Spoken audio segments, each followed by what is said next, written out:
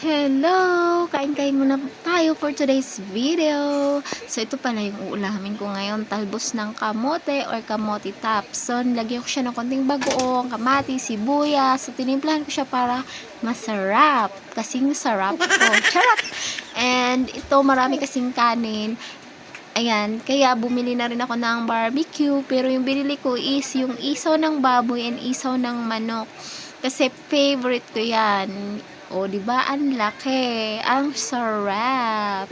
And marami kasi kaming kanin. Ako lang mag-isa dito sa bahay. Niwan nila ako. Ayaw na kasi nila sa akin. Charot. So, ayan na nga. Umpisa na tayong kumain. Pero, munti ko nang nakalimutan. Magdasal pala muna bago kumain, no? Pasalamatan natin yung mga biyaya, yung grasya, no? Bating sa atin, no? Para hindi po ito magtampo. So, ayan, start nang kumain. So, hapunan ko na yan kasi yung mga kasama ko, iniwan ako at kumain na rin sila doon sa pinuntahan nila. Kaya, ako na rin bahalang dumiskarte sa sarili ko kasi hindi naman nila ako mahal. Joke lang.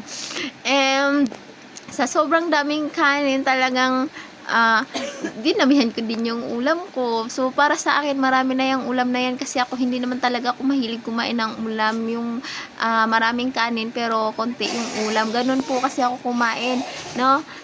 And nag-enjoy naman ako na ako lang mag-isa, kasama ko yung aso namin. So, ang tahimik nga ng paligid dahil walang magulo. Pero maya-maya lang, dumating na silang lahat. So, ayan, may pasalubong pa ako dyan na banana Q kasi hindi na kinain.